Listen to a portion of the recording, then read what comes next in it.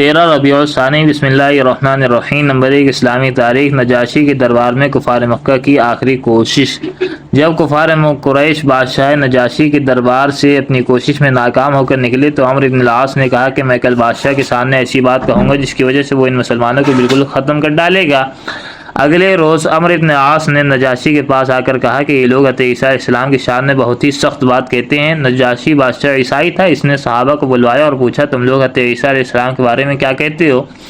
حضرت جعفر رضی اللہ عنہ نے فرمایا ہم وہی کہتے ہیں جو ہمارے نبی علیہ السلام نے فرمایا ہے کہ حضرت عیسیٰ علیہ السلام اللہ کے بندے اور اس کے رسول تھے اور خدا کی خاص روح اور خاص کلمہ تھے۔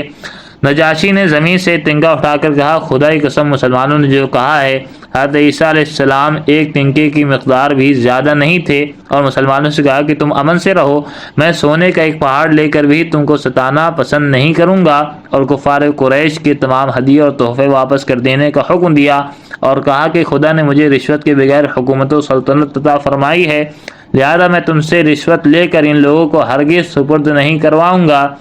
دربار ختم ہوا، مسلمان بخوشی واپس ہوئے اور قریش کا وفد ذلت و رسوائی کے ساتھ ناکام لوٹا۔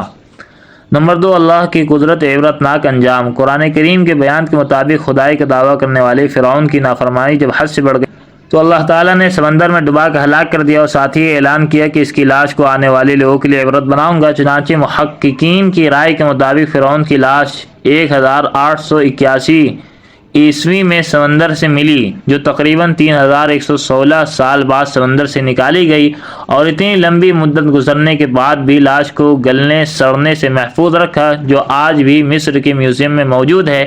آخر وہ کون سی ذات ہے جس نے سمندر میں بھی اس کی لاش کو محفوظ رکھا؟ یقیناً اللہ کی ذات بڑی قدرت والی ہے۔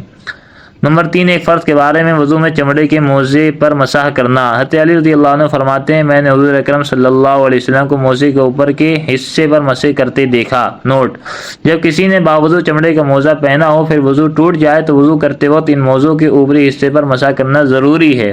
نمبر 4 ایک سنت کے بارے میں متعلقین کی خبر گیری کرنا۔ حضرت انس بن مالک رضی اللہ عنہ بیان کرتے ہیں کہ اہل تعلق میں سے کوئی شخص اگر 3 دن تک نہ آتا یا اس سے ملاقات نہ ہوتی تو آپ صلی اللہ علیہ وسلم اس کے متعلق معلومات فرماتے، اگر وہ باہر سفر میں ہوتا تو اس کے لیے دعا کرتے، اگر وہ موجود ہوتا تو آپ علیہ السلام اس سے ملاقات فرماتے، اگر بیمار ہوتا تو اس کی عیادت فرماتے۔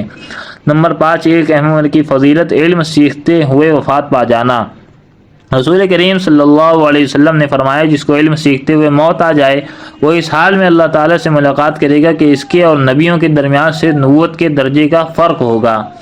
نمبر 6 ایک گناہ کے بارے میں وارث کو میراث سے محروم کرنا۔ رسول اللہ صلی اللہ علیہ وسلم نے فرمایا جو شخص اپنے وارث کو میراث دینے سے بھاگے گا اور اسے میراث سے محروم کر دے گا تو اللہ تعالیٰ قیامت کے دن جنت سے اس کی میراث ختم کر دے گا۔ نمبر 7 دنیا کے بارے میں دنیا کے لالچی اللہ کی رحمت سے دور۔ رسول اکرم صلی اللہ علیہ وسلم نے فرمایا قیامت قریب آ چکی ہے اور لوگ دنیا کی حرص و لالچ اور اللہ تعالیٰ کی رحمت سے دوری میں بڑھتے ہی جا رہے ہیں۔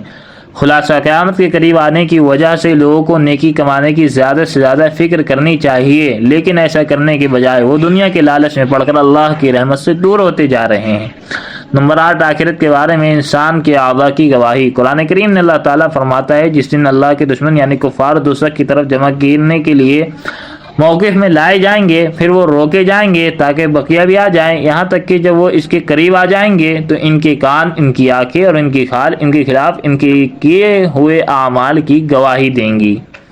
نمبر 9 طب نبوی سے علاج، جوں پڑنے کا علاج۔ ایک روایت میں ہے کہ 2 صحابہ نے رسول اللہ صلی اللہ علیہ وسلم سے ایک غزوے کے موقع پر کپڑوں میں جو پڑ جانے کی شکایت کی تو رسول اللہ صلی اللہ علیہ وسلم نے ان دونوں کو ریشمی قمیص پہننے کی اجازت دی۔ فائدہ: جو پڑنا ایک مرض ہے جس کا علاج آپ صلی اللہ علیہ وسلم نے اس موقع پر ریشمی لباس تجویز فرمایا۔ یہ لباس اگرچہ عام حالات میں مردوں کے لیے جائز نہیں ہے لیکن ماہر حکیم یا ڈاکٹر اگر ضرورت کی وجہ سے تجویز کرے تو گنجائش ہے۔ نمبر 10 قرآن کریم کی نصیحت۔ قرآن مجید میں اللہ تعالیٰ فرماتا ہے تم صبح و شام اپنے رب کو اپنے دل میں گڑ گڑا کر ڈرتے ہوئے اور درمیانی آواز کے ساتھ یاد کیا کرو اور غافلوں میں سے مت ہو جاؤ۔ سبحان اللہ بحمدہ، سبحانک اللہم وبحمدک، نشہد ان لا الہ الا انت، نستغفرک ونتوب الیک۔